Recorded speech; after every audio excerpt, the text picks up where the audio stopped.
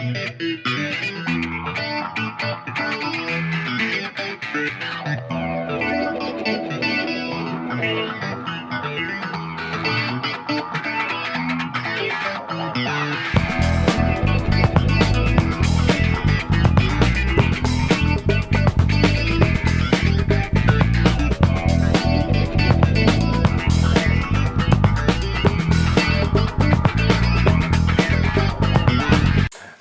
is G Saraband. I'm an artist and a writer living in Scotland for almost 5 years now. And yes, I'm a new Scot, born in Portugal by mistake, but now finally Surely not by mistake. No, it was a very important formative period of my life. It's my roots, but the moment I came to Scotland, I felt at home in a way that I can't explain as an atheist, as a non-spiritual person. I can't explain, but I know that as soon as I set foot in Edinburgh, without ever visiting here first, just moving here, and I just felt home. The air, the place was like, finally, this is where I was meant to be. So I first saw you on the 31st of January 2020, and I filmed you making a speech outside the Holyrood Parliament. Okay, our next speaker is another new European. He's from Portugal. He's a writer. He's a painter. I say new European. He's a new Scot. It's G Saraband. So please give him our big welcome. Hello, Edinburgh. I didn't prepare a statement because tonight is quite an emotional night, and I wanted to speak from the heart as a fellow EU citizen who stands in this weird place where from 11 p.m. I will be one of the few EU citizens here by virtue of my Portuguese passport. But it doesn't matter because everyone here will remain a European just like me, and everyone here is a Scot no matter where they come from and where they're going. And I think I was born in an independent country, and it's by no means a cure to all problems. Believe me, Portugal has its fair share. The thing is, being an independent country in Europe means that not only you're facing your challenges together with other democratic nations, you also have the full tools of independence at your disposal to tackle your own problems. If Scotland stays tied to this United Kingdom, the few tools that we have will keep being taken away from us, beginning with the Parliament on which we stand. It's under threat by the Tories.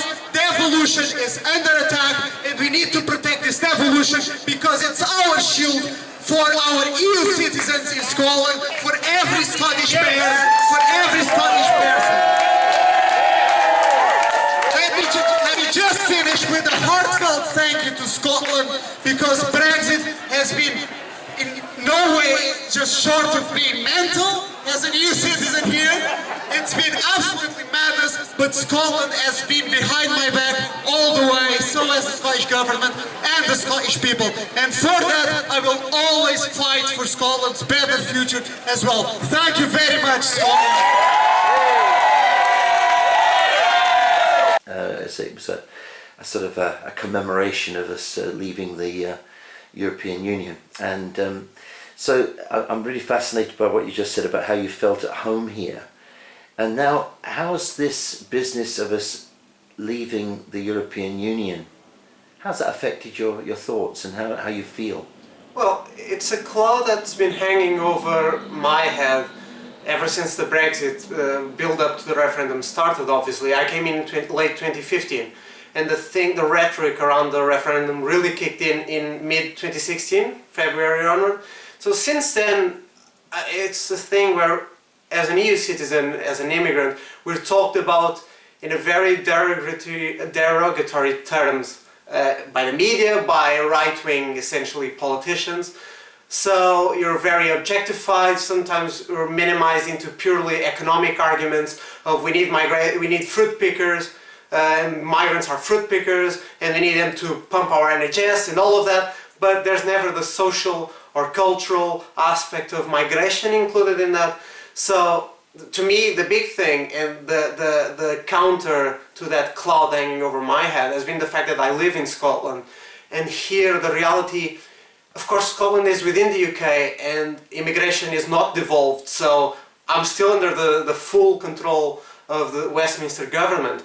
But the Scottish government and the Scottish people have such a different outlook to the European Union and to migration, which I think goes back to the history of Scotland and how Scotland was emptied of its own people because of emigration, not immigration, but people who just had to leave because their livelihoods were taken away from them, be it from the lowland clearances, the highland clearances, the effects of 2 world wars in Scotland, the de-industrialization in cities like Glasgow, all of that. No, every Scottish person I talk to, they have a cousin, an aunt, sisters, brothers in Australia, Canada, all around the world, which is something very in common with Portuguese people as well, although different circumstances. So I think that there's that sense of empathy here, and understanding that, no, immigrants, we are not inherently good or bad, we're just people prone to the same vices, problems, goods as anyone else. There's not a higher proportion of criminality, or of being good, saintly people. We're just people who moved here for various reasons. Some people moved to Scotland or to the UK to live here permanently. Some people came temporarily just to make money to send home to their own countries. Every form is a valid form of immigration, but it all gets generalized or boiled down into a single form of immigration that's portrayed in the media, which is people who came to steal British jobs and taking all our money and then come here and take benefits. It's this single narrative which doesn't reflect the complex reality of immigration. And yet you've still got those big high-powered jobs, haven't you? Doctors and such as that. I mean, I think I've through the virtue of social media and the getting involved in politics, I get to speak to a lot of EU immigrants now, especially on the subject of Scottish independence. And what I think is, I find immigrants do every job. We have immigrants in politics, like Christian Allard, our MEP for Scotland, former MEP, of course, we now have no MEPs, a French national, to the often mentioned fruit pickers and waiters and waitresses, and they're all valid, they're all doing their contribution, because essentially, economically, the thing about immigration is that the Portuguese state, in my case, was the one who paid for my education, my health, my taking care of me from before I started giving back to society. So as soon as I entered working age, I moved from Portugal and started contributing to the UK and Scotland. So to countries receiving immigration, I think when I look at Portugal and see lots of Romanian and Bulgarian immigrants, for example, are countries that I think, oh, it's a shame that you had to leave your country to come to Portugal, but it's a great honor that you have chosen Portugal as your home, and I hope that we can make you feel at home whilst you're here, because I mean, you are people giving your blood, sweat and tears to our economy, to our society, to our life. And I think that's the way I look at immigration, not just because I'm an immigrant myself, but from looking back at Portugal, it's just nonsensical. You know, many years ago, one of my best pals took up with a Greek lady, and he showed me her photograph as soon as he got back from his holiday, and said, "This is the woman I'm going to marry." And sure enough, he did. And eventually she came to the UK to stay, and my parents gave her her first job, as it happened. And eventually, I mean, many years, she died, sadly, of cancer. And I was asked to speak at the funeral. And having been an immigrant myself to a different country, I felt very strongly that being an immigrant is not an easy task. Yeah. Now, I went, where I stayed was relatively easy in comparison, and I kind of had 5 gold pips on my shoulder because I came from a kind of a reasonable place as far as they were concerned. Oh, okay. I was actually married to one of their natives, so you know it was comfortable. But in saying it was comfortable, it was still uncomfortable, because you always knew you couldn't speak their language in quite the same way as they did, even though you tried very hard. You couldn't get quite the pronunciation because your cheeks and your tongue were not... were shaped in another yes, way. of course, and you of course sometimes you did the wrong word at the wrong time because you just failed to pick out the right one. So all those kind of issues, and also knowing those ingrained things that must happen between 0 and 2 or 3 years old, where you find out that you're meant to hold your knife and fork like this, and your cup like this, and you're meant to eat this at this time, and so forth and so on. So all those kind of issues, I dare say you must have to deal with those, or you have dealt with them. Maybe you've got over them, or maybe you still find yourself being tripped up by haggis pie or something like that. I don't know. I think, well, so that's quite a loaded question in itself. So, for example, coming from Portugal, the cultural differences, I don't think, we're still two European countries. I come from a European country. Sure, it's a more Mediterranean, Southern European, and that has its own differences culturally, socially, the way people interact. And you notice that as soon as you come to a different country, those are the things that immediately, like the way you should behave yourself in society. Clearly, we always make fun of the British stereotype of queuing. That doesn't happen in Southern Europe. A queue doesn't exist. There's like a conglomerate of people hanging around the place, and you fight for the chance to be the first to be served. That's it. That's it. And you'll fight lots of older ladies who'll claim the first place. There's no order to it. That's how it works. So the small differences, things like Scottish culture particularly. What is Scottish culture anyway? You meet people in Scotland who have never tasted haggis, who've never been to the Highlands or vice versa to the Lowlands, who've never had whiskey. So the great joy to me is the sense of discovery. I've been here for almost 5 years. I'm learning Gaelic at the moment, and I still feel like there's a tabula rasa of things for me to learn. I feel like a sponge. So everything is fascinating to me. Everything I want to learn more. I feel that I have to catch up to Scottish people. It's that feel that you get as an immigrant. Tell you what, you'll try and catch up. But if, like me, you went away for a long time and you came back home, you'll find that everything's changed again. Oh, and yeah. And the things that I remember, I mean, even the way we speak now. I mean, I speak with a very, because I grew up in London, and so I can put on a Scottish accent, but it's not what people know me as. So I just continue on. But the thing is that they don't speak the same anymore. You don't get that broad Glaswegian. You don't hear people in the street saying "Matun." I mean, you do hear it, and people do use it, and it's, you might be in the pub one night and people sort of fall into it, but in general terms, you don't hear it on the BBC. And if you go back up home where the Doric is still prevalent, yes, but I remember years ago where you'd hear Quinies and Loons and Mocha and Braw and all these kind of things. Obviously, that almost goes to the question in regards to the Doric, that there's a sense of the cringe infringing itself upon people, where that thing, if you don't hear Scottish people, Scottish accents, different types of Scottish dialects being spoken in places like the BBC or television, of course then there's a sense of propriety that is lost. So you think that the correct way of speaking publicly is received pronunciation. And that's the way you have to speak. And in Scotland is, because of my interest in Scots and Gaelic, talking to people, especially older people, it's bizarre to hear, in my school, my time, we could only speak with received pronunciation, and if we were caught speaking Scots, like our parents did at home, but if we did it in the schoolyard, we'd get beaten up or made the fool of in front of the class. Even worse than that, a pal of mine, very similar age to me, he was schooled in Portnocky, and he was actually given the strap for speaking in Doric in the school. He wasn't allowed. But I mean, that may be just his experience, but I'm sure it wasn't just his experience. No. I've heard like getting beaten up with tools specifically to castigate people. Funnily enough, the same tool used by the fascist state in Portugal to punish children who showed no signs of following the conduct expected. So some commonality there. We could then, I mean, there was two little issues there, and then I wanted to move into the thing I was interested in that.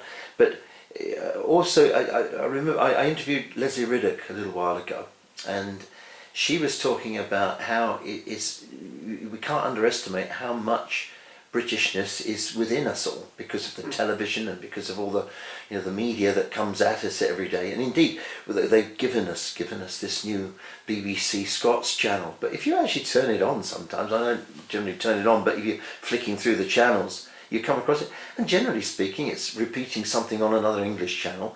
You get to this programme, The Nine, in the evening, and the Scottish news from a Scottish perspective, and you think, oh, hang on, how Scottish is this? And you think, and then when you think of how much of this Englishness is pushed this way, what do you think about that?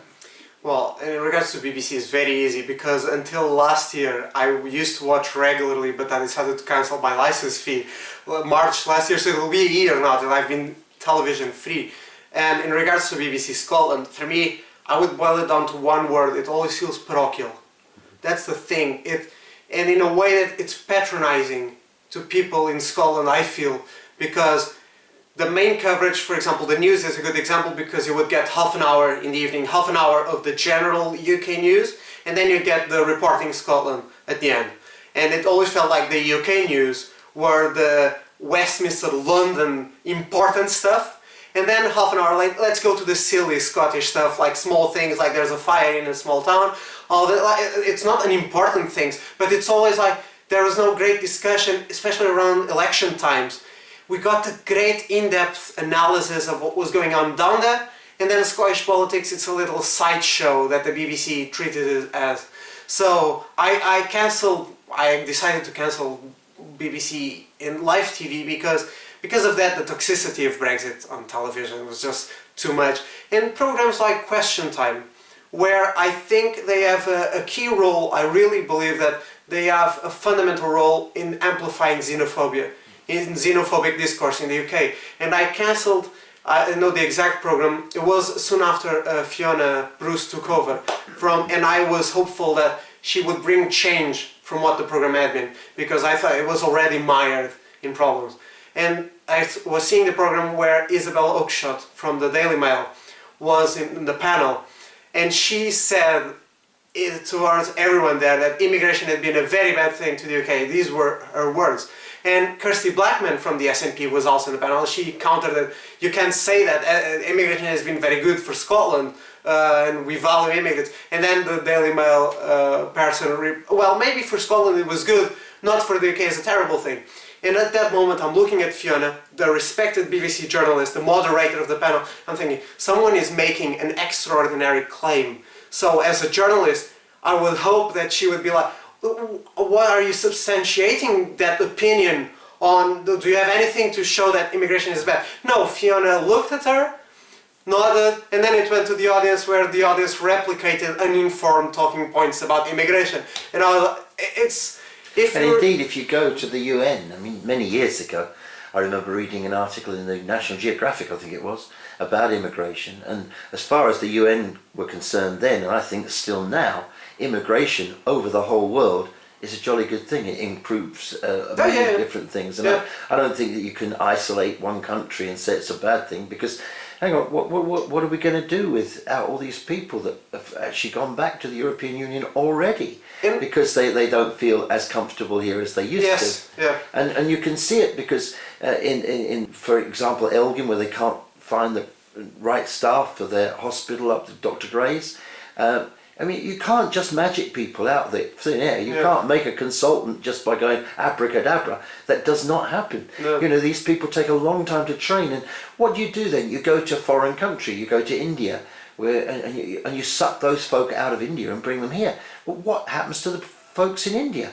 You know, they need their doctors. And if you do the same in Africa and all these other places, is it any wonder that you've got an immigration crisis? Now, I don't know if you should link those things together, but to me it seems a bit daft to you know, we're so wonderful here, we can invite all these people, but you've stolen mineral resources over the last century, or the century before, because we're in the 21st now, and now you steal the people resources. And Exactly. and I think that is... And you also stole the people back then. You're so, sure, yeah. well, yeah, that was a slavery thing. I think Yeah. it's quite a different issue, but I mean, maybe it wasn't, because I mean, of course, those people became the manpower of the world too, and so totally undervalued for what they do. Yeah. But now, so I was talking to Michael Russell about the Franchise and Representation Act, which has just passed through Holyrood, which gives anybody who lives here and wants to be a part of the Scottish society the freedom to call themselves a Scottish person, and hopefully when we get independence here, you can then apply for a Scottish passport and you can really be a Scot. So how do you feel about that? Oh, it was a drop of, I don't know, of good news. It was in February last month that it happened, 2 weeks ago or so, 3 weeks. And it was, it's been a barrage of negativity since the last election, because I feel like there's a sense of hope that's been lost. But then again, when I'm feeling at my worst because of being an immigrant and the predicament that I'm in the UK, when I'm feeling at the lowest in regards to that, then Scotland again feel like rises up to the challenge. Never thought I'd quote Michelle Obama, but when they go low, we go high. And that's the thing that I feel Scotland does so good. I don't want to paint Scotland as perfect, because it isn't. It has a lot of ingrained problems in itself. But I feel that Scotland tries to be a better version of itself. There's an earnest necessity here. And we see it, for example, a very good example of that is like the drugs issue and the drug death issue. There's a willingness. No one wants more to solve this issue than Scottish people, but it's Westminster and the UK government constantly chaining our hands because it gets used against the Scottish government. It's politically expedient to allow these problems to keep going for the UK, to make a case against independence. Because if Scotland can't govern its problems without independence, how can it possibly manage independently, which is a fallacy, because we have these problems because we're not independent. But that migration bill, the fact that the Scottish government, in every party, to their credit, I'm an SNP member, but every party except for the Tories, quelle surprise, stood up and voted for the franchise bill that recognized not only EU citizens, but citizens from all over the world. And this is also a thing that in Brexit, sometimes we get falsely divided as if EU migrants are better than non-EU migrants. We're all the same. If you come for EU migrants, you come for all migrants. If you go for migrants of color, you're also coming, migrants like me, like myself, white people, white Europeans, have a duty to stand up for every migrant, because we're all the same. And if they come for one of us, they'll come for all of us after they're done. That's how it works. It's always the thing. So seeing the Scottish Parliament voting to recognize that if you live here, if you contribute to Scotland socially, culturally, economically, whatever, you live here, you get a voice in what happens in Scotland. And I wish every country in the world did that, even in regards to whether you're a citizen or not. But if you're living in a country, you need to have your voice recognized, because things affect you the same way as everyone else. I pay the same taxes as everyone else, so how come, well, taxation without representation, that's how some countries got independent out of the United Kingdom. That's what I always say. So it's how, funnily enough, during the last general election, I was canvassing with my SNP branch, and I can't vote in general elections in the UK. So I would joke and tell people in the doorstep, if I got the sense that people were nice and open to it, I would always say, please, you have to vote for me, because I can't vote. So vote for me, and then when we get independence, I'll thank you when I can vote as well. So I try to look at the bright side of things, and I also use it as a, I don't know, maybe if I had all the rights that I want to have, maybe I wouldn't be as active politically. So I think that's a fire that keeps me going, the need to see change and to see it happen. I can't vote, so I might as well put my arse out there canvassing and trying to convince people who can actually vote to vote, and I feel I do my small contribution that way. So always try to find a positive. When I was making a little film with Drew Hendry back in December up in Granton and Spey, there was a fellow out there canvassing. He wasn't a member of the SNP, but he was so fired up by the whole thing that he went pushing the leaflets through the doors and chapping the doors and yakking to the people. I thought that was quite a contribution. As a credit, my partner is also not a member of the SND, but he's been out with me leafleting as well, just because it's people, I think, it's very personal. Brexit has made this issue very personal for people not born in the UK, I think. We're being discussed all the time, so I feel that for some of us, if you're aware, if you're politically inclined anyway, of course, some people don't care about politics, that's fine. But if you care about politics and you see what's going on, it's very hard to keep quiet or feel like you're not doing anything, because otherwise it must be quite depressive to feel so utterly powerless and voiceless. So if they don't give you a voice, you might as well try to shout louder and make a voice for yourself. Unfortunately, in the world of social media, there are some ways of trying to break through. Did you have to fill in this wretched form so you can stay here? Oh yes, and because I have not been here for the 5 years required, both me and my partner are on pre-settled status, so not even settled status. We'll be able to apply for settled in November, and we did it right when the whole thing launched. I still had to pay the fee, the original fee of £70, I think, but they returned it to me at the time, and it just felt like it's always the thing where academically, I'm a historian by academic path, so I immediately get echoes of 20th century history of making lists of immigrants, and it's not a good thing. I'm not saying that it necessarily means that you're under the control of a fascist state. It takes a lot more than that, but these structures, these systems being put in place makes it very easy if we were to slip back into fascism, which is not hard, and I dare say we've never been closer to it in the UK. If these systems are already in place. They've got so many wonderful tools at their disposal, haven't they? In the information age, facial recognition yes. and voice recognition and all this. I see that there's measures coming before the Scottish government now to put some structure into what the police can do with your DNA and all that stuff. I think I heard that this morning. It was quite interesting because, I mean, these things wildly change the whole of our fabric, don't they? I mean, the fact that if you walk down the street and they can just see exactly who you are just by what you look like. On that point, for the settled status application, you do have to provide biometric information, so you have to do 3D scanning photos of your face and scan your passport, which has obviously other biometric information in it. And have you noticed how they always dress these things up with different...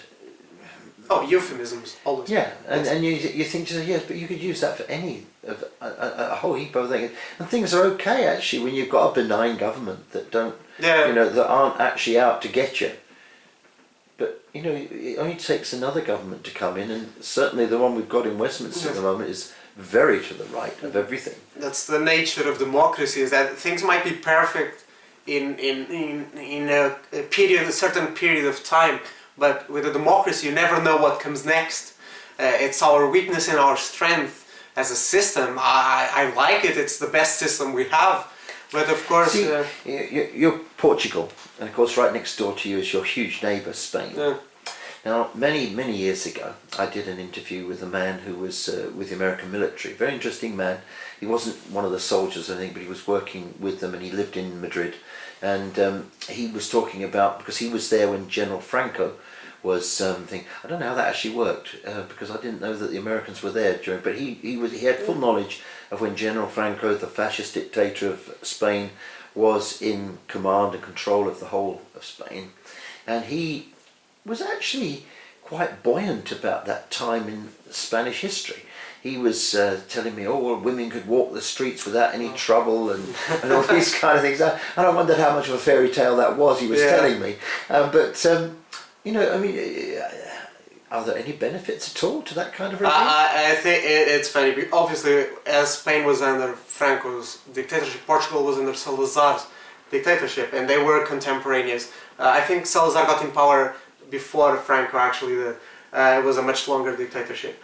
But the thing is, my family history is quite complicated in regards to this, and I have a communist side to my father's side of the family, but my mother's side of the family were openly fascists and supporters of the dictatorship, and they reaped benefits because they went to the colonies in Angola. They lived in Angola, in Luanda, where my mother was actually born. So they benefited from the supposed high life that the fascist Portugal provided you, where you were able to go overseas, have a very inexpensive house, have servants which were slaves essentially, and they were all black. No white people worked as servants, so it was a new system of slavery, indentured servants basically working for you.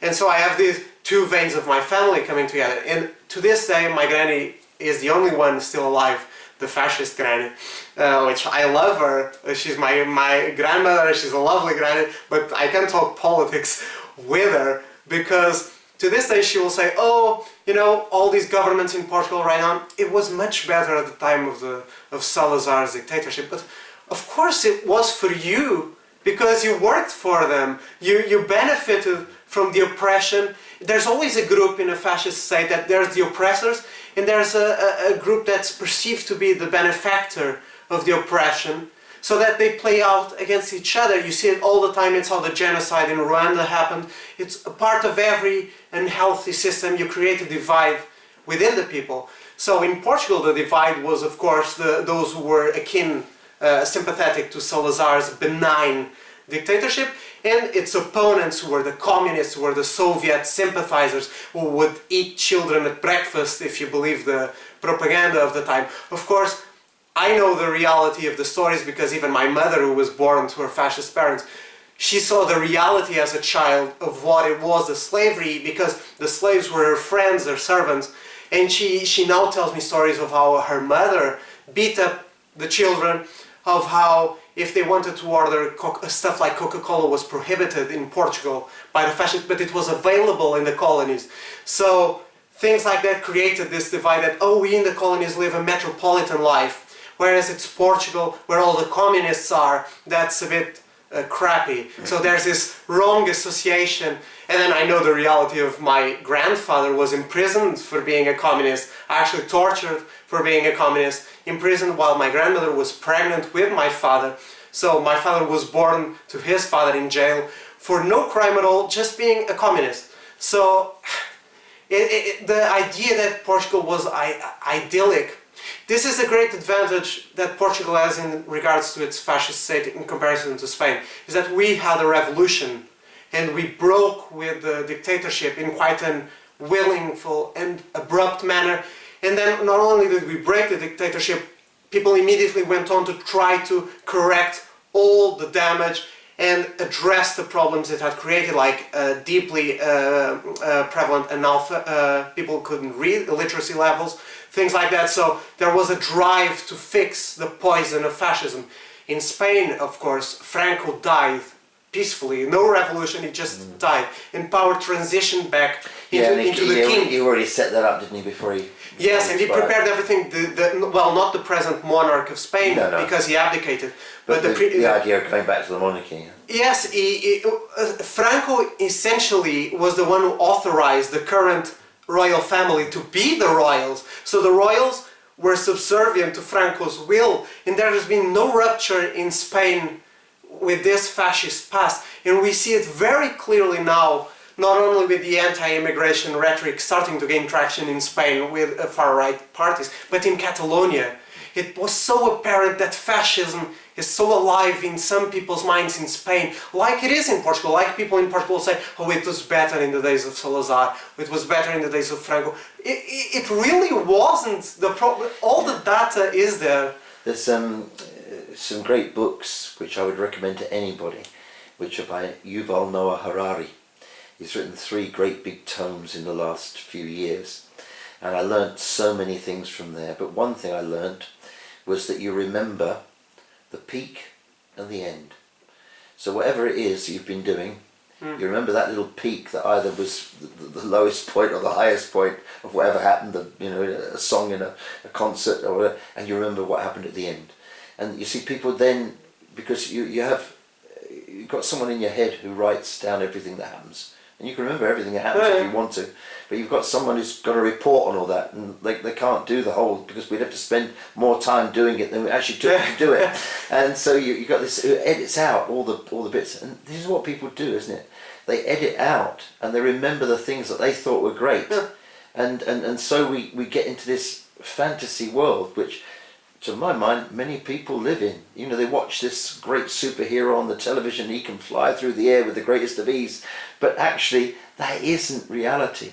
Reality is you and me here chatting to each other in this lovely place. It's a coping mechanism. I mean, humans, it's not a new thing as well. If you look back in history, for example, some of our oldest, like the Odyssey and the Iliad, what are they but tales of heroic people doing heroic things, in a way that the way the Iliad and the Odyssey were written, or they weren't even written but later put down in text, is that they were meant to be told around a fireplace where people had all these things going around them, a real life all around them, but then they could meet at the hearth of their home, of their village, and listen to some stories that would take them away.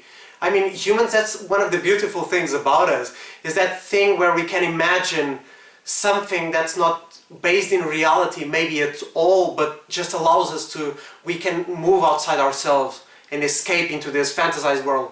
And funnily enough, I think that goes a lot, going back to our original theme, to Brexit. I think a lot of people must be living in some really fantasized reality if they think that Brexit is a good thing, or that because of whatever happened in World War II, which in itself seems to be a fantasy, what people are taught or what they want to believe about World War II seems to be fantasized in itself, these tales of heroism. You don't hear the tales of the soldier shiting themselves in the trenches. That's the reality of war, of soldiers coming home with PTSD because they were killing other humans on the basis that someone was telling them to do it. That's war.